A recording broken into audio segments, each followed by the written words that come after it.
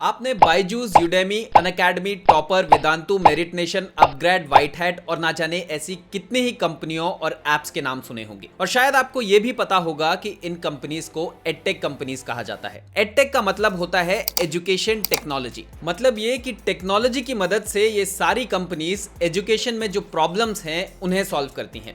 खैर, ये कितना सच है ये तो हम इस वीडियो में जान ही जाएंगे, लेकिन उससे पहले हम बात करते हैं इन कंपनीज के बिजनेस के बारे में। बायजूस, जो इंडिया की सबसे बड़ी एडटेक कंपनी है, उसकी वैल्यूएशन करीब $22 बिलियन यानी 2200 करोड़ डॉलर्स है। ये फिगर कितनी ज्यादा है इसके लिए एक नजर भारत के 2022-23 के एजुकेशन बजट पर डालते हैं। भारत ने 2022-23 में एजुकेशन के लिए करीब $14 बिलियन यानी 1400 करोड़ डॉलर्स अलॉट किए थे। मतलब एक एडटेक कंपनी की वैल्यूएशन भारत के एक साल के एजुकेशन बजट से करीब 800 करोड़ डॉलर्स ज्यादा है। तो जाहिर है कि ये कंपनीज बिजनेस तो अच्छा खासा कर लेती हैं, लेकिन ऐसा भी क्या हुआ कि अचानक से ये कंपनीज भारत में बूम करने लगी? तो इसका जवाब है कोविड-19। जी हाँ, वही कोविड-19 जिसकी वजह से ना जाने कितने बिजनेस ठप पड़ गए थे। इस वायरस ने स्कूल्स का तो लगभग नामो निशान ही मिटा दिया था। पूरे एजुकेशन सिस्टम में कंफ्यूजन का माहौल था। लेकिन इस सब के बीच एक इंडस्ट्री ऐसी थी जिसके दोनों हाथों में लड्डू आ गए थे, एडटेक इंडस्ट्री।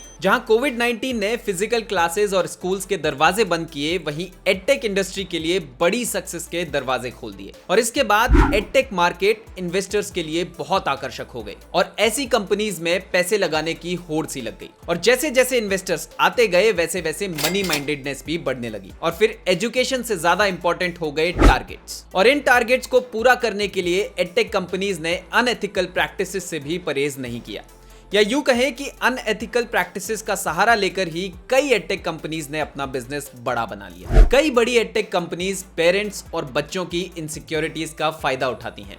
इन कंपनीज के एम्प्लॉयज को साफ निर्देश होता है कि नंबर्स पूरे करने के लिए हर तबके के लोगों को टारगेट किया जाए। अमीर तो क्या, गरीब तबके के माँ बाप पर भी ये कंपनीज कॉल कर करके प्रेशर बनाती हैं कि वो इनके प्रोडक्ट्स खरीदें और अपने बच्चों को कोचिंग में एनरोल करें, नहीं तो उनके बच्चे लाइफ में पीछे रह जाएंगे। ज्यादातर एडटेक कंपनीज की एप्स जिन डिवाइसेस में इंस्टॉल होती हैं, वो उनका डेटा कलेक्ट करती हैं, जिससे उस डिवाइस के ओनर का इकोनॉमिक स्टेटस गेस किया जाता है और फिर उन्हें उनके इकोनॉमिक स्टेटस के हिसाब से ही मार्केटिंग पिच दी जाती है। इतना ही नहीं, कई गरीब तबके के माँ बाप जो ज्यादा पढ़े लिखे नहीं होते और जो ये कोर्सेज अफोर्ड नहीं कर पाते, उन्हें अच्छी एजुकेशन के नाम पर मिसलीड करके लोन्स भी दिला दिए जाते हैं। और इनमें से कई केसेस में तो पेरेंट्स को पता ही नहीं होता है कि वो थर्ड पार्टी लोन्स के लिए साइन कर रहे हैं, जिसकी EMIs उन्हें अगले 12 से 14 महीने तक भरनी होगी। स्कॉलरशिप जैसे वर्ड्स यूज करके पेरेंट्स को ये यकीन दिलाया जाता है कि उनका बच्चा बहुत सारे बच्चों में से सिलेक्ट हुआ है,